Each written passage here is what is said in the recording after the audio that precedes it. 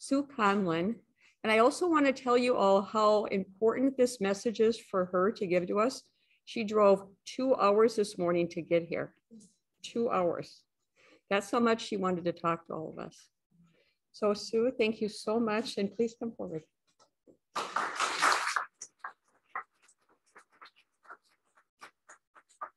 Thanks. First of all, if you can't hear me in the back, if I tend to speak gently, I'm told, so just, wave, do something. Sue, you can take your mask off if we move this just a little bit back. Yes. So that people can hear you. Yeah, it's the wrong kind of mask. Yeah, Otherwise, I was aware of that. Okay. Okay. Try to project. Okay, yeah. So just do, let me know. First of all, the reason I'm here is that my sister died and I'm probably going to cry, and I apologize. I didn't anticipate that.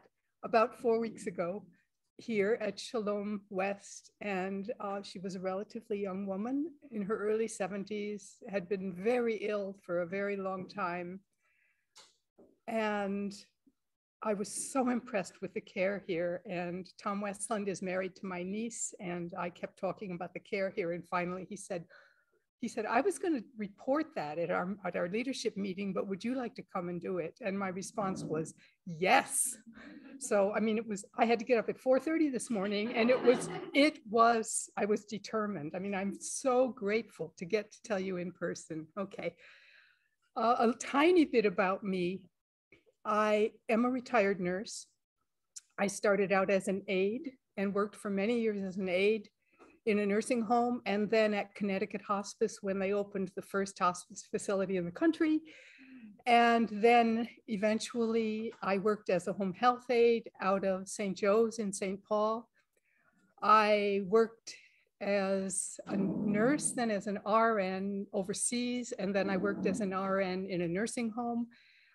When I retired, became a volunteer for St. Croix Hospice.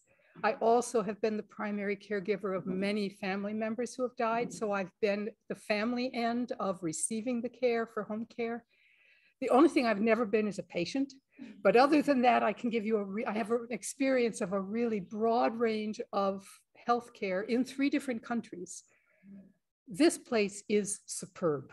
This place is absolutely superb. In any kind of service thing, when I'm talking to people about a place that's really good, and what comes to mind right now is a car mechanic. You want 2 things.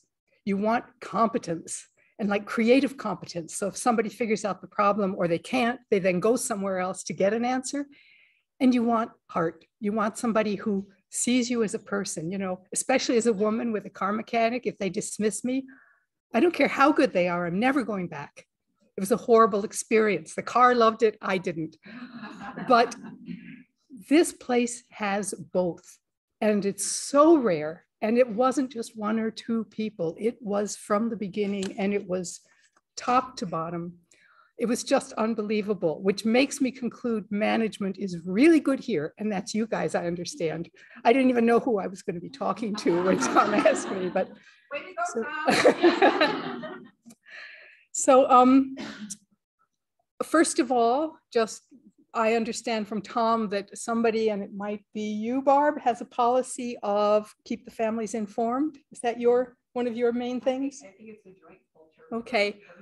It is so important. It really happened. So PT called me or OT called me with every change in advance before she was taken off of the programs. The dietitian spoke with me, nursing staff called me, the nurse manager called me to say, do you have any ideas how we can help motivate Mary Eileen?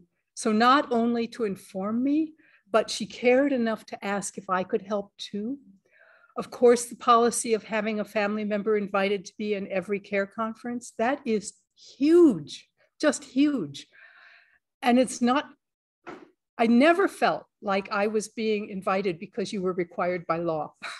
I always felt that you wanted me as a part of the care team. And as a nurse, that was huge for me. And just as a family member, it was huge. I cannot tell you what a good job you guys are doing. Okay, I had a few specifics. Let's see if I can. Oh, the dietitian, I called the dietitian. My sister had Crohn's and had a huge problem with nutrition. And I called the dietitian I spoke with my sister at length. My sister was not a good communicator, and spoke with her at length, and then called the dietitian. And as a family member, you're always a little bit, am I going to sound like that pushy family member? And having been in nursing, I know about them. I was never made to feel like that. And the dietitian, within 30 minutes, my sister called me to say, the dietitian was just here, and she, ... was everything she had told me she would do was already being done. And as a family member who lives somewhat far away, it was so important to me to feel like you guys were just there. You were just there for her and for me.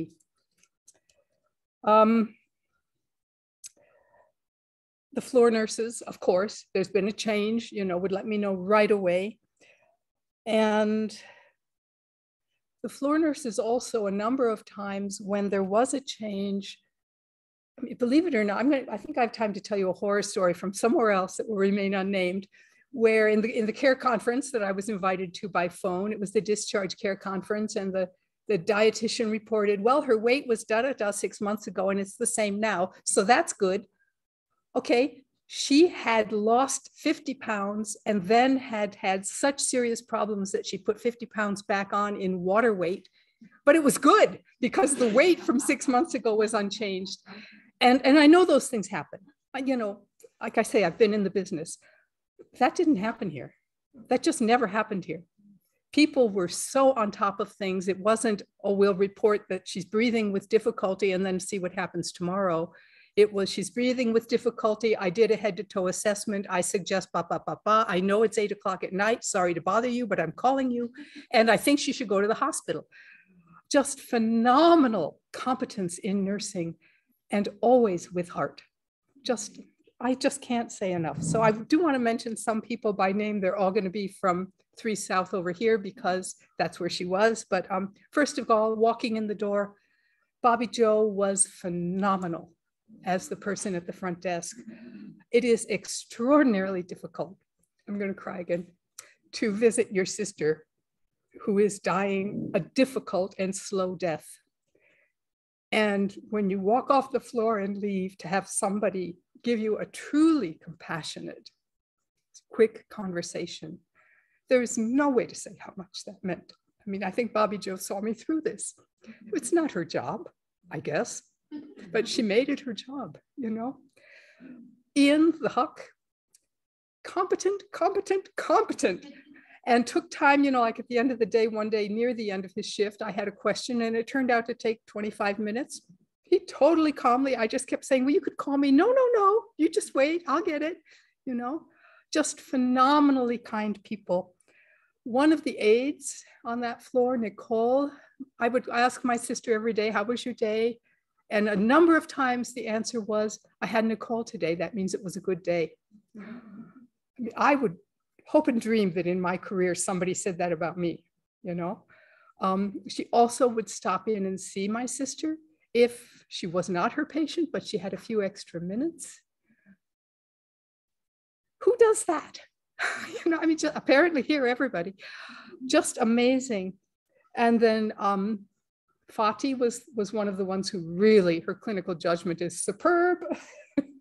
And if she didn't see me and she saw me in the halls, she'd, call out and just check in and just recognized that I cared, recognized that her job extended beyond my sister.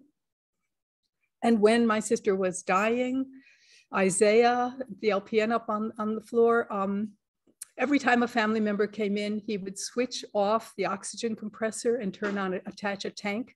So it was quiet. Who thinks of that? I mean, I have to say in a career of nursing, it never occurred to me. And it meant so much to us, just so much to us.